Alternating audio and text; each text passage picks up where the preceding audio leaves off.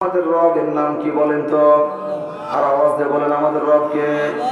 আমাদের যে আল্লাহ আমাদের রব, এই ঈমানটা ছিল আবু জেহেলের। বুঝতেছেন কি? আবু জেহেল কিন্তু আল্লাহকে রব মানছে। আবু জেহেলের পূর্বে আব্দুল মুত্তালিবের কাছে আমরা যাই।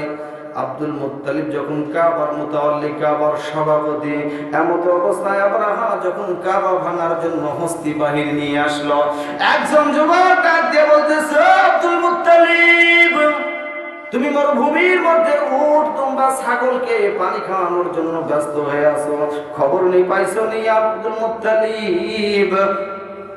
আব্রাহা কিন্তু কাবা ভাঙার জন্য বাহিনী নিয়ে হাজির হয়েছে। আব্দুল মুত্তালিব নিশ্চিন্তায় টেনশনবিহীন তার উট দুম্বা ছাগলকে পানি খাওয়াচ্ছিল। যুবক আবার প্রশ্ন করে, কি ব্যাপার, তোমার কি কোনো টেনশন নাই? কারণ তুমি হলো কাবার সভাপতি, কাবা ভাঙার জন্য আব্রাহা এসেছে, তোমার কি কোনো টেনশন নাই? আব্দুল মুত্তালিব বলেছিল, এই যে উট দেখতেছো, দুম্বা, ছাগল, ভেড়া, এইগুলির মালিক আমি। পানি খাওয়ানোর দায়িত্ব আমার, কাবার মালিক তো আমি নই। যিনি কাবার মালিক তিনি কাবাকে রক্ষা করবেন। আওয়াজ দিয়ে বলেন সুবহানাল্লাহ। আব্দুল মুত্তালিব এই কথা বলে কাকে স্বীকৃতি দিয়েছে বলেন তো? আল্লাহর উপরে ঈমান এনেছিল। প্রিয় মুসলমান, খেয়াল করেন, আবু জেহেল যখন বদরের ময়দানে, ইসলামের প্রথম যুদ্ধ বদরের ময়দানে যখন বিশ্ব নবীর সঙ্গে যুদ্ধ করার জন্য যাবে, কাবা শরীফের গিলাফ দিয়ে বলতেছে, ইয়া রাব্বি কাবা, ইয়া রাব্বি কাবা, আমি যদি সত্য হই তাহলে আমাকে বিজয় দিও, আর যদি মুহাম্মদ সত্য হয় তাহলে তাকে বিজয় দিও। আল্লাহ কবুল করে নিয়েছে। সুবহানাল্লাহ বলেন। আবু জেহেল এই কথা বলে কাকে স্বীকৃতি দিয়েছে? কথা বলেন না কেন? কার উপর ঈমানের স্বীকৃতি দিয়েছে? আমরা মসজিদ কার ঘর? আওয়াজ দিয়ে বলেন কার ঘর? আমাদের এই ঈমানের সাথে আবু জেহেলের ঈমানের মিল আছে না নাই? বুঝেন না? আছে না নাই? আওয়াজ দিয়ে বলেন, আওয়াজ দিয়ে বলেন, আছে না নাই? আছে, এই পর্যন্ত আছে। কথা বুঝতেছেন কি? সেও কাবার রব আল্লাহকে মেনেছে, আমরাও মসজিদের মালিক কাকে মানি? মসজিদ কার ঘর? আল্লাহর ঘর। এই ক্ষেত্রে কিন্তু তার সঙ্গে আমাদের মিল আছে। কথা বলেন ঠিক কিনা? প্রিয় মুসলমান, খেয়াল করেন, এক জায়গায় যদি মিল থাকে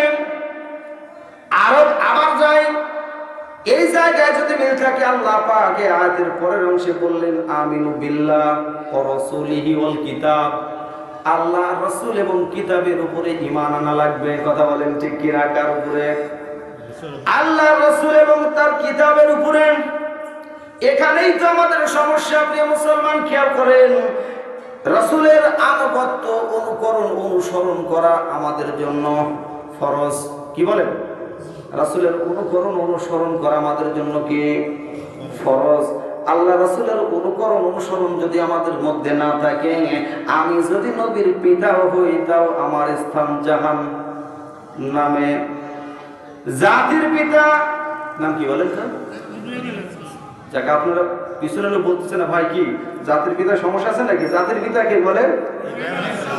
জাতি এখন বুঝেছে। কথা বলেন ঠিক কিনা?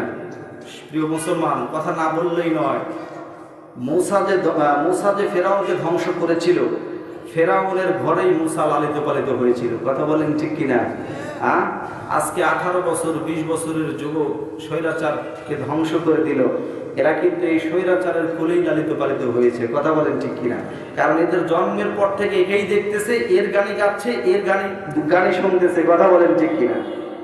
প্রিয় মুসলমান, এই জন্য বলতেছিলাম, জাতির পিতা ইব্রাহিম আলাইহিস সালাম যখন তার বাবার সঙ্গে যেই কথা বলেছিল, আল্লাহ পাক তার কাছে পছন্দ হয়েছিল, কোরআনুল কারীমের তার রেকর্ড করে দিয়েছেন।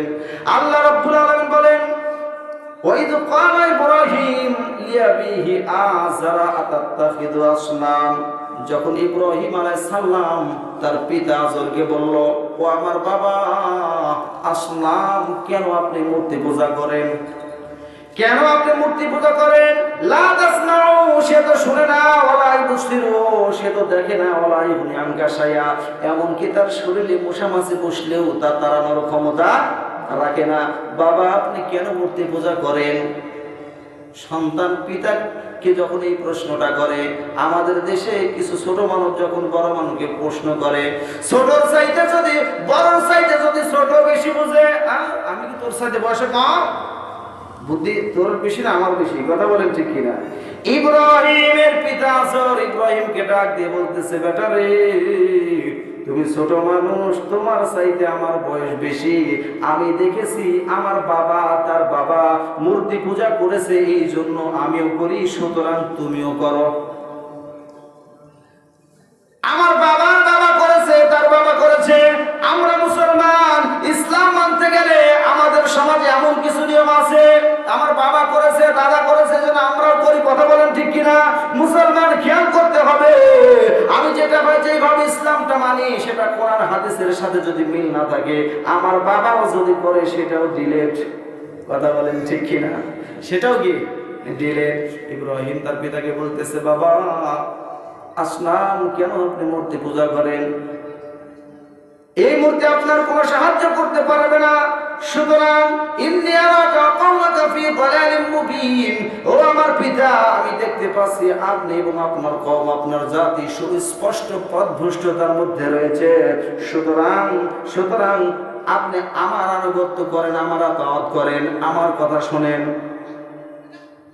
প্রিয় মুসলমান, খেয়াল করেন, সেদিন ইব্রাহিমের পিতা আজর ইব্রাহিমের কথা শুনে নাই, নবীর অনুসরণ করে নাই। কিয়ামতের কঠিন ময়দানে ইব্রাহিমের সামনে দিয়া যখন তার পিতার গলায় জাহান্নামের বেড়ি পরানো হবে, মুফাসসিরিনগণ বলেছেন আল্লাহ রাব্বুল আলামিন পয়গম্বর ইব্রাহিম আলাইহিস সালামকে ছোট বড় দিয়া প্রায় 11টা পরীক্ষা নিয়েছিলেন। প্রত্যেকটা পরীক্ষায় ইব্রাহিম আলাইহিস সালাম গোল্ডেন প্লাস নিয়ে পাস করেছিল। আল্লাহ পাক ইব্রাহিমকে ডাক দিয়ে বলতেছে, ইব্রাহিম, আমি আল্লাহ ওয়াদা দিলাম কিয়ামতের কঠিন ময়দানে আমি তোমাকে লজ্জিত করব না। আওয়াজ দিয়ে বলেন সুবহানাল্লাহ। আল্লাহকে ডাক দিয়ে বলে, আল্লাহ, সন্তানের সামনে পিতার গলায় জাহান্নামের রশি, এর চাইতে বড় লজ্জার কারণ আর হতে পারে?